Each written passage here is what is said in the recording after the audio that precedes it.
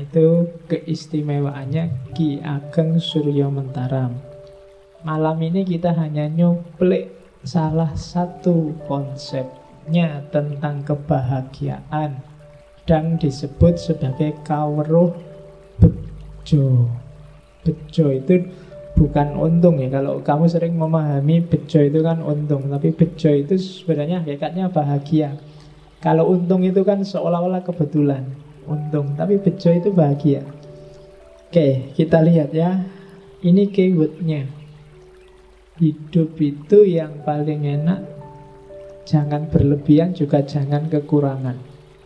Sak butuhe, sak perlune, sak cukupe, sak benere, sak mestine, sak penake. Sebenarnya ini seolah-olah sederhana dan gampang. Cuma problemnya adalah banyak orang yang tidak ngerti takarannya sendiri. Sak butuhmu itu berapa sih pasnya? Sak perlumu itu berapa? Cukup bagimu itu berapa? Bener versimu itu seperti apa? Sak mestine yang seharusnya untukmu itu semacam apa? Sak penake yang enak bagimu itu apa? Itu yang seolah-olah ini gampang, tinggal dijalani saja. Tapi kalau nggak ngerti ilmunya, nggak ngerti takarannya, bisa blunder, bisa kekurangan, bisa kelebihan. Suryo Mentaram mikir ukuran-ukuran tadi, takaran-takaran tadi.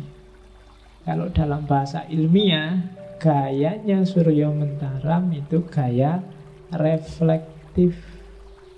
Nanti Suryo Mentaram ini merasa tercerahkan, menemukan. Jadi ceritanya satu ketika dia sedang tidur sama istrinya, tiba-tiba terus dia bangun. Ketemu sekarang. Bertahun-tahun sejak umur 18 tahun gelisah nyari manusia. Tiba-tiba ngomong sendiri, tidak sendiri, ketemu sekarang.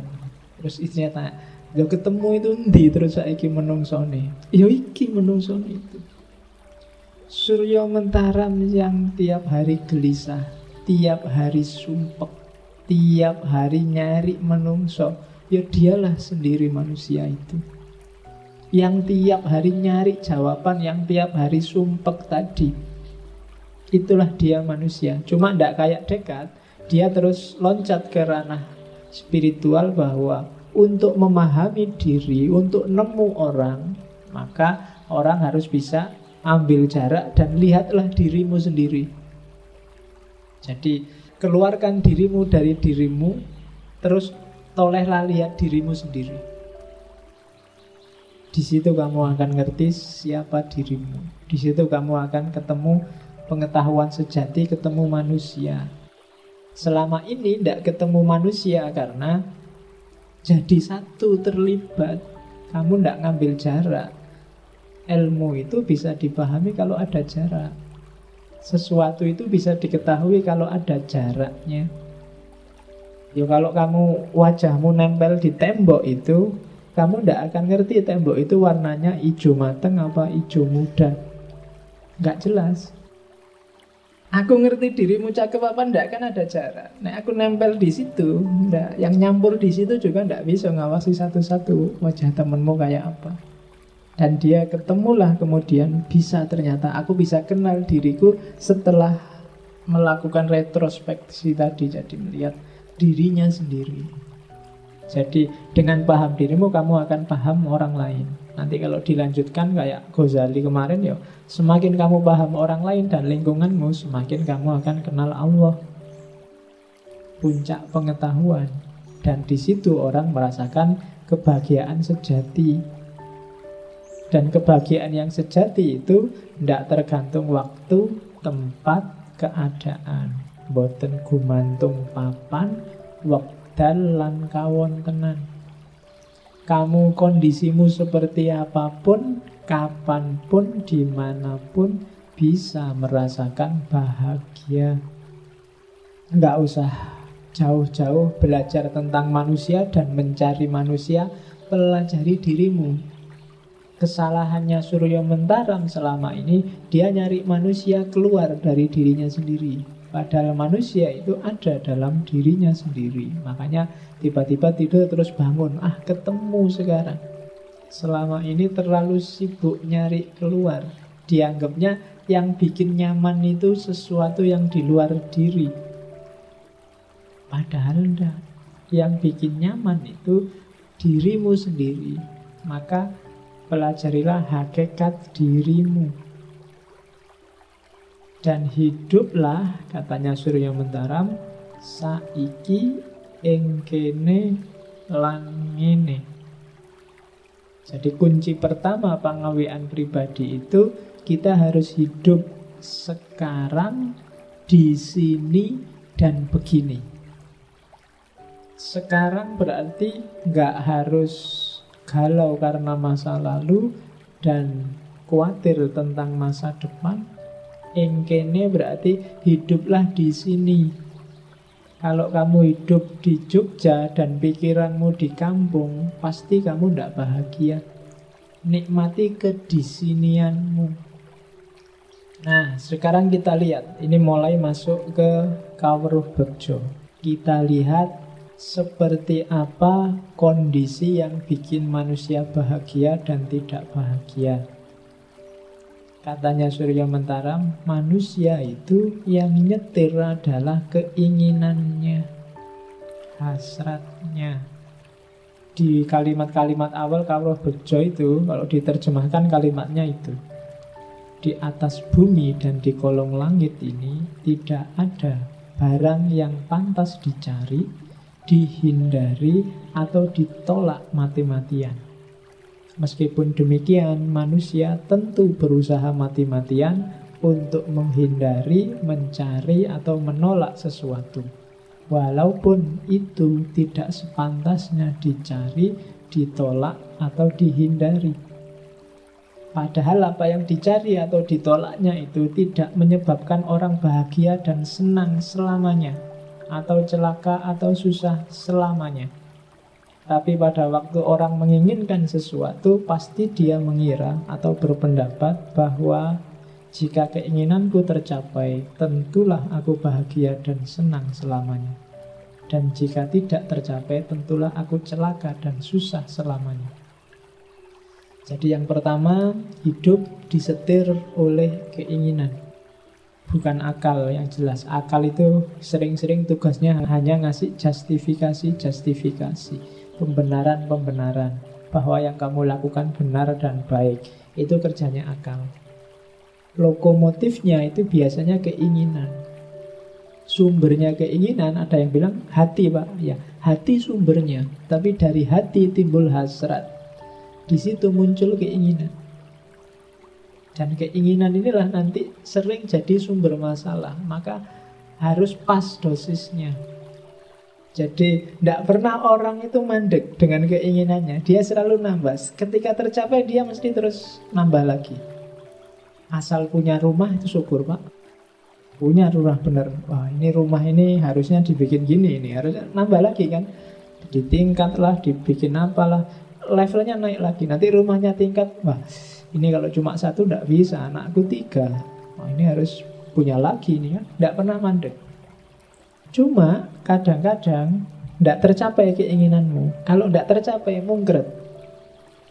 Mungkret itu dikurangi. Targetnya, Pak, saya kumlot. Aduh, kok susah banget ya harus lulus IP-nya cuma 3, tidak apa-apa lah, tidak kumlot asal di atas 3. Kan selalu begitu, mungkret sekarang. Jadi keinginan itu kalau tercapai mulur, kalau nggak tercapai mungkret. Jadi katanya Surya Mentaram, sudahlah, kebahagiaan itu molor dan mungkret.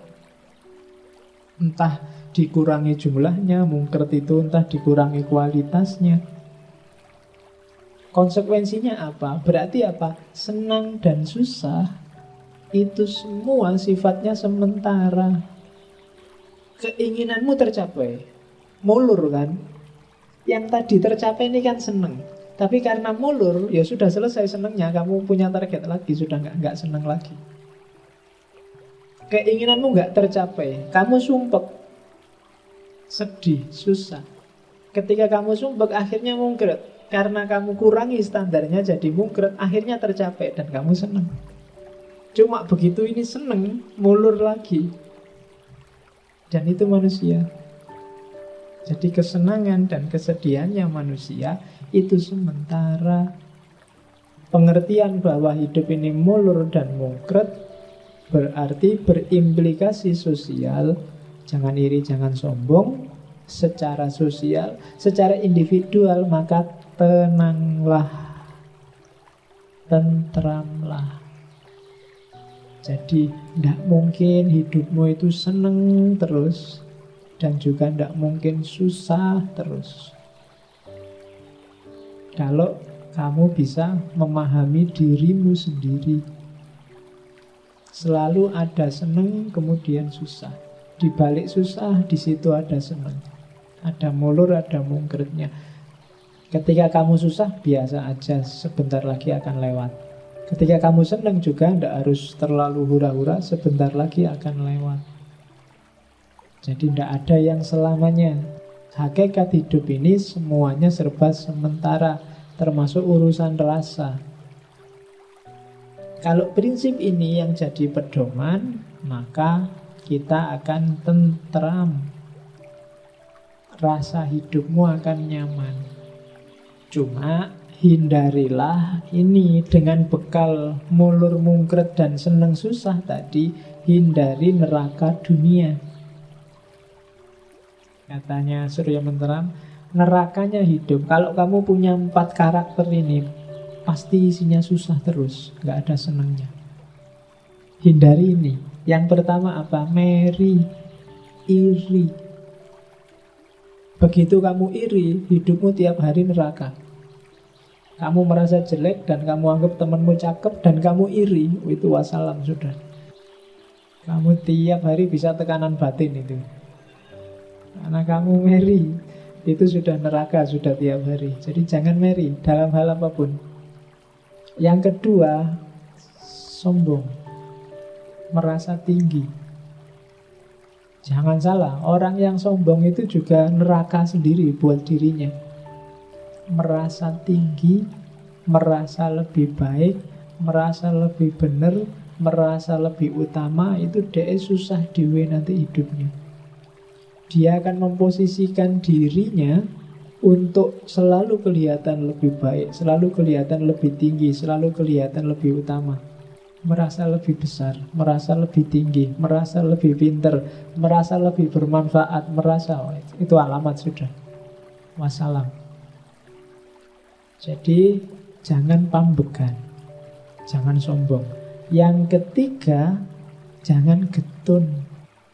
Getun itu kecewa dengan yang sudah terjadi. Orang yang selalu meratapi masa lalu tidak akan bahagia. Coba kemarin begitu, coba kemarin begini, wassalam sudah. Kamu tidak akan bahagia. Yang keempat, sumelang. Sumelang itu khawatir, menyesal terhadap masa lalu dan khawatir masa depan. Besok gimana ya? Yang akan datang kayak gimana ya? Bisa nggak ya aku? Mampu nggak ya aku? Alamat juga kamu akan hidup kayak di neraka dunia. Jangan meri, jangan sombong, jangan kecewa, dan jangan khawatir. Kalau kamu meri, sombong, getun, dan khawatir, sumelang, maka hidupmu tidak nyaman, kamu pasti nggak bahagia. Kamu akan hidup kayak di nerakanya dunia. Kenapa orang jadi tangguh? Karena dia ngerti filosofinya hidup. Filosofi yang mana? Mulur mungkret, senang susah, ora iri, ora sombong, ora getun, dan ora khawatir. Kalau kamu punya prinsip ini, hidupmu akan kuat, tatak. Apapun yang terjadi, kamu akan tabah. Tidak usah takut dengan kesusahan. Sesusah apapun orang, pada saatnya akan ganti jadi seneng. Seseneng apapun orang, pada saatnya akan ketemu masalah dan jadi susah. entah masalah besar, entah masalah kecil. Maka solusinya bukan jangan sampai kita susah atau semoga kita senang terus, tapi solusinya adalah pahami ritme senang dan susah. Di situ kita bisa tabah. Tabah itu tatak. Tatak itu nggak cuma kalau ada kesedihan, pas senang juga harus tatak. Untuk bisa semua tadi, kuncinya apa? Kenalilah dirimu, merui gagasane dewe. Ketahuilah dirimu. Kayak tadi, tengganglah dirimu, kenali dirimu, kenali perasaanmu. Buang semua yang tidak penting. Buang semat, derajat, keramat, itu semua semu. Pahami keinginanmu, buang semua yang tidak penting, kenali dirimu. Kalau kamu sudah kenal dirimu dan semua atribut yang tidak penting lewat, kamu akan jadi menungso tanpa tenger, kalau bahasanya Surya Mentara. Manusia tanpa ciri. Jadi kamu bebas dari semua ikatan yang membelenggumu selama ini, baik ikatan seneng susah maupun ikatan semat, derajat, dan keramat. Nyari harta ya, karena kita butuh hidup, butuh fisik, tapi tidak tertipu dan terjerumus dalam semat. Nyari ilmu, nyari kemuliaan, iya, tapi tidak tergila-gila oleh derajat. Nyari status, nyari pangkat, iya, tapi tidak terpesona oleh keramat. Itu anggap aja baju yang sewaktu-waktu bisa ditanggalkan dan tidak penting. Nah, kalau bisa kayak gitu, maka kamu adalah manusia tanpa tenger. Kenapa manusia tanpa tenger? Karena semua tenger yang melekat padamu itu sifatnya artifisial, tidak penting. Namamu kan juga cuma simbol saja. Semua gelarmu kan juga simbol. Apakah kamu mahasiswa, apakah kamu anak soleh, apakah kamu takmir, apakah kamu SAG, MAG. Yang sangat terkenal dari Surya Mentaram yang lain adalah mawas diri. Mawas diri ini semacam pahami diri, kuasai, kontrollah diri, itu mawas diri. Jadi mawas itu memahami, menguasai, dan mengontrol perjalanannya. Itu berarti kamu bisa mawas diri. Ya, kita lihat unsur-unsurnya. Ini dirumuskan dari beberapa narasi hasil ceramahnya Ki Ageng Surya Mentaram. Jadi apa sih tujuannya mawas diri itu? Mawas diri itu tujuannya tahu kelemahan dan kelebihan kita, yang semua dijelaskan tadi, dengan target akhirnya untuk jadi manusia tanpa tenger. Jadi kenali dirimu, kenali topeng-topengmu, dan jangan terikat oleh topeng-topengmu. Terus prosesnya apa? Ya proses kognitif, mikir. Pikirkan semua data yang kamu dapat sepanjang hidupmu. Jadi hampir semua filosof, tidak barat, tidak timur, menganjurkan setiap orang untuk muhasabah, mikir tentang dirinya sendiri. Kalau ini saja tidak dilakukan, ya jangan mimpi jadi filosof. Ketika kalian sudah matok, Pak saya ingin hidup yang reflektif, ya berarti harus ada fase muhasabah dalam hidupmu. Entah formal, entah non-formal. Ya non-formal mungkin sambil malam-malam kamu mikir, sambil nonton sepak bola kamu mikir dirimu, sambil ngapain mikir dirimu. Itu namanya muhasabah. Atau ambil momen khusus, atau syukur-syukur kalau bisa ditulis.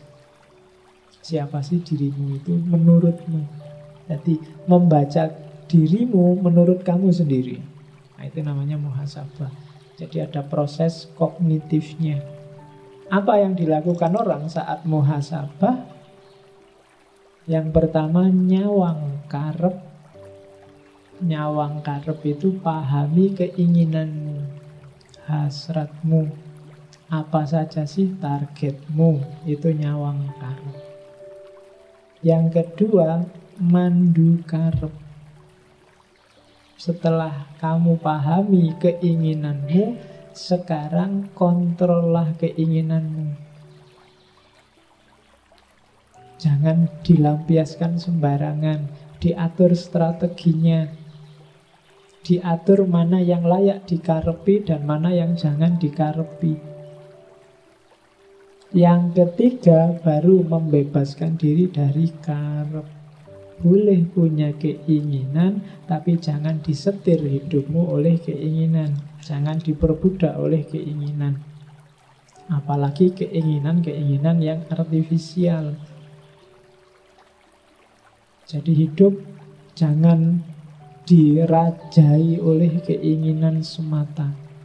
Itu sebenarnya yang mati-matian diperjuangkan oleh para filosof, khususnya filosof moral dan agama. Untuk biar orang tidak disetir oleh keinginannya yang sembarangan. Jadi agama, akhlak, moral, filsafat itu datang untuk ngajari manusia sampai di mana batas-batas keinginan boleh dia lampiaskan. Karena kalau tanpa itu, kalau kamu bebas saja mikir keinginan, mungkin keinginanmu tidak karu-karuan dan dunia ini rusak. Manusia itu kan bebas hakikatnya, dan dia boleh ingin apa saja kalau cuma ingin loh ya. Cuma sumbernya dunia ini damai, tentram, apa kacau, itu keinginanmu. Dari keinginan muncul perbuatan. Maka pertama-tama kontrollah keinginan dan jangan diperbudak oleh keinginan. Itu mawas diri. Dan dari situlah, yaitu bahasanya strategi, orang akan naik kelas, naik level. Ada gradasinya untuk menuju manusia yang tanpa ciri tadi. Gradasi pertama, kalau istilahnya Surya Mentaram, manusia paling awal itu juru catat. Juru catat itu, kalau bahasanya Mula Sadra, para filosof Muslim biasanya juru catat ini kayak tumbuhan. Jiwa tumbuhan, bayi itu juru catat. Dikasih apa aja masuk. Kayak tumbuhan. Pasif, cuma bisa menerima apa saja. Itu level manusia paling awal. Jadi kayak orang juru catat itu didikte aja. Anak kecil, balita itu kan didikte aja, dia jalan sesuai pendikteannya. Naik makom kedua, catatan. Catatan itu kayak jiwa binatang. Dia sudah mulai bisa menggunakan data yang masuk dalam dirinya. Ini bagian apa? Jadi mulai dipahami. Kalau tadi cuma nyatet, kalau sekarang dia sudah bisa memahami catatan. Mulai muncul hasrat, keinginan, mulai muncul cita-cita, mulai muncul, itu level kedua. Level ketiga namanya krodomongso. Krodomongso itu makom jiwa yang diliputi oleh ego. Ini yang harus dipahami. Ego itu tidak selalu jelek. Hasrat, keinginan itu kan tidak selalu jelek. Cuma dia harus dikontrol, dipandu. Orang yang tidak bisa ngontrol dan mandu hasrat keinginannya, dan dia disetir terus oleh ini, berarti dia ada di makom krodomongso, makom egoistik. Dan puncaknya ketika dia bisa membebaskan diri dari egoismenya, dia akan jadi manusia tanpa diri. Dari semua topengnya tadi, dia akan ada di puncak kebahagiaan, yaitu manusia yang tanpa identitas, tanpa tenger, tanpa diri. Disitulah kebahagiaan puncak menurut Ki Ageng Surya Mentara. Di antara banyak catatannya Surya Mentara, saya nemu satu teori bagus sebagai penutup. Syaratnya menikah itu, kalau kamu baca, ketoknya lucu, tapi kalau kamu pikir itu dalam loh. Ya kan? Nomor siji, kamu menikah itu harus sama-sama manusianya. Ya kan? Itu penting karena kalau kamu nikah mungkin ya pasti sama manusia, tapi punya nggak dia watak kemanusiaan? Ya kan? Iya, jadi cari yang manusiawi, punya karakter manusia, bukan punya karakter tumbuhan, punya karakter hewan, enggak. Cari yang punya karakter manusia. Ya. Terus yang kedua, cari yang sama-sama hidup. Maksudnya apa? Kalau kamu menikahi orang yang enggak bisa urip, maksudnya enggak punya hidup, enggak punya kehidupan, enggak punya gairah, enggak punya hasrat, enggak punya keinginan, enggak akan nyaman hidupmu. Cari yang masih punya api. Jangan nikah dengan orang yang putus asa, depresi, stres, nggak punya gairah hidup. Itu susah sendiri kamu nanti. Cari yang urip. Yang keempat, lanang karo wadon, cari lawan jenis. Yang feminin, nyarilah yang maskulin. Yang maskulin, nyarilah yang feminin. Ya, itu tidak harus fisik laki-laki perempuan. Ini mungkin ngomongnya karakter. Kalau kamu feminin, laki-laki kadang juga jiwanya feminin. Kalau kamu feminin, lembut, dapat istri yang juga feminin, lembut, rumah tanggamu anyep. Apa anyep itu? Ya kan, kalau bahasa Cinonya yin dapat yin, itu kacau. Kamu akan tiap hari diem aja, nggak ada ngobrolnya, pokoknya ayo, gitu dok. Loh, ya kan? Atau yang dapat yang itu rame sudah, bales-balesan pantun terus tiap hari rame, tak enak. Lanang harus dapat wadon. Yang keempat, podo dewasa nih, sama-sama dewasa. Ini nggak perlu tak jelasin kan. Masa kamu nikah sama yang masih anak-anak, masih tidak bisa mikir, ada anak-anak, atau bisa juga masih kekanak-kanaan. Itu juga susah. Kamu harus ngomong meskipun umurnya banyak mungkin, kan itu juga problem sendiri. Dan yang terakhir pasti sama-sama mau. Mau itu berarti apa? Sama-sama siap secara mental. Kalau enggak juga susah, berat kehidupan perkawinanmu. Itu kalau dibaca sekilas kelihatannya simpel. Podo wonge, podo uripe, lanang entuk wedok, wedok entuk lanang, podo dewasane, podo geleme. Tapi sebenarnya filosofinya agak dalam. Itu syaratnya nikah. Selain itu, apakah perlu KUA, apakah harus siri, apakah itu? Jawabannya Surya Mentaram, sak butuhe, sak perlune. Ya kan? Sak cukupe. Kalau cukup teman sak kelas ya cukup, tidak apa-apa. Kalau cukup dengan seperangkat alat sholat ya tidak apa-apa.